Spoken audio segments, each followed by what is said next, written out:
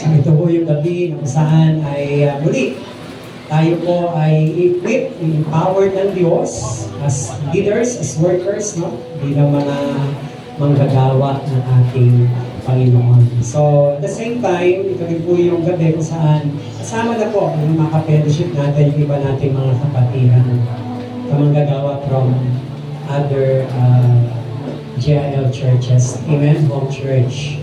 So, baka niya nagkakasalubungan kayo sa palengke, sa munisipyo, o saan pa man, kamanggagawa mo pala yun, hindi mo lang binati.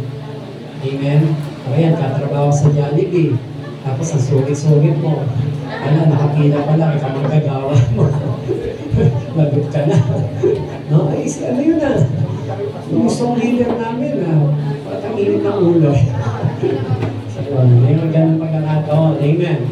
So bago na tayo makapakinig ng salita ng Diyos, ay sabi po dito, no, nabasa ko na meditate ko itong Hebrews chapter 10, beginning verse 22, sabi dito, let us draw near with a true heart in full assurance of faith, having our hearts sprinkled from an evil conscience and our bodies washed with pure water.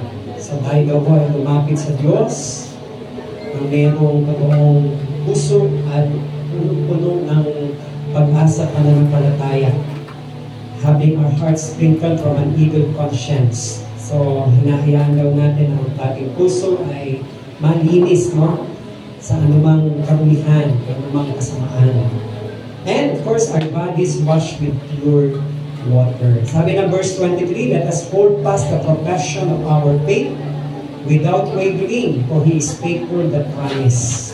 So panghawakan daw natin noon ang ating mga pananampalataya na walang pagdududa sapagkat ang Diyos natin tapat na nangako. Amen? He who promised is faithful. Yan po yung lagi natin pinangahawakan bilang mga mananampalataya, bilang mga manggagawa ng Diyos. Ano man yung mga daanan natin sa buhay, sa pamilya, personal man ito, sa ministeryo, lalo na ngayon, di ba? Patuloy lang tayong lumapit sa Diyos, sapagkat ang Diyos natin tapat sa kanyang mga pangako. And sa lahat, sabi doon sa verse 24, let us consider one another. Sabi natin, let us consider one another to provoke and to love and good deeds. No? Sabi doon, let us consider one another to provoke and to love. So, mahalaga po yun. Tayo bilang magkakapatiran ay nagpapalakasan, no? Pinapaalab mo yung bawat isa. Kaya sabi ng Bible, di ba, mas magandang sumama sa mga merong mga passionate na manggagawa eh. Kasi kapag ikaw, mga worker ka, tapos lagi mo sinasamahan, yung mga manggagawang medyo nandala, medyo taglib, no? Medyo ang lakad, sa liwa, huwag kang sasama doon. Kasi madadahamay ka. Kaya dapat ang samahan mo yung talagang paalam sa paglilingkod. Kaya mo ba? Yung talagang apoy sa pagmamahal sa Panginoon, may takot sa Diyos. Totoo yun eh. Pag yung isang prutas na bulok, inihalo mo sa napakaraming gagandang mga kahapon isang araw nagbigay sa akin ng lansones. No? Sa ilang araw lang merong nakita ko may mga bulok-bulok. Pagsilip ko, ang bilis. No? Di ba, ganun po pag isang yung kasama mo, puro negatibo lumalabas sa bibig. Ikaw na, magugulat ka, negative na rin yung lumalabas sa bibig mo. So, mas maganda yung samahan mo, yung talagang magbibigay ng encouragement sa iyo at magpapalakas sa iyo. Amen? Sabi mo sa katabi mo, mapalad ka. Dahil yung katabi mo ngayon, ay napakaganda at pogi.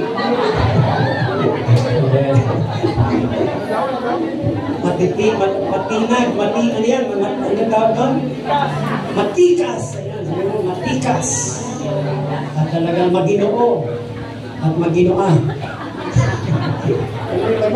Pag lalaki, maginoo. Pag babae, ha? Maginaan. Malikit. Maginuot, malikit. Amen?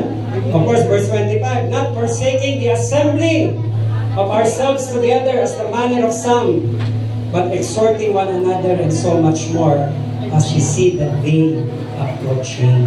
Huh? Let us not give up meeting together. Hindi bagyo ang magpapapigil sa atin para hindi tayo magsama-sama. Hindi bagyo ang pipigil. Amen? Kahit anong mangyari, magsasama-sama po tayo. Amen. Sabi mo sa katabi mo, kahit anong mangyari, hindi kita iiwan. Kasi kakainin mo lang.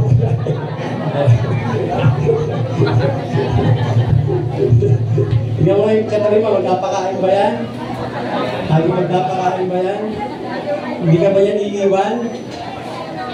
Amen?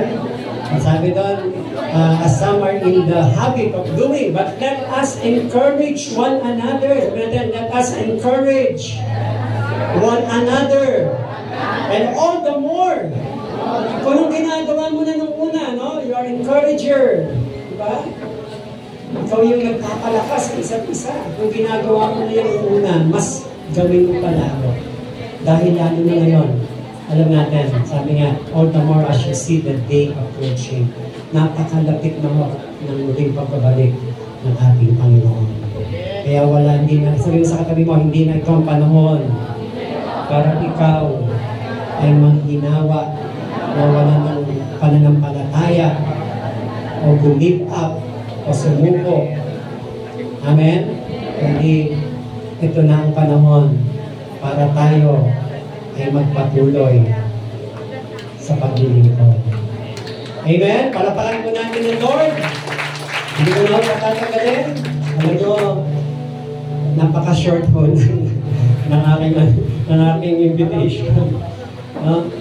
Hindi ba no, kailan lang sinabi, pero last month pa ba? Hindi. So, pero dahil nga mahal tayo ng ating pong minamahal na district head pastor, hindi niya ho natanggihan ang aking paanyaya ngayong gabi nito. Alam niyo, buwan-buwan ho, mag-invite tayo ng mga pwede nating makasamang pastor para naman maring ganyan naman yung ibang pastor, hindi na lang ho lagi yung pastor niyo, maring niyo, o yung mga home church coordinator. Amen ho ba? Gusto niyo ba yun? Gusto niyo ba invite natin si Brother Pastor Joey? Pastor Ed, Brother Eddie. Pwede naman yun. Gusto niyo ba? Buwan-buwan. Pwede naman yung TV.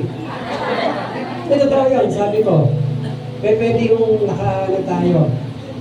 No? Diba? At least, narinig niyo si Brother Eddie. Hindi man siya personal, pero naniniwala tayo yung message niya, laging fresh po yun. Amen. So let us all welcome our dear District 6 Pastor, Head Pastor, Pastoral Lori Descanso. Palapakan natin ang Lord sa kanyang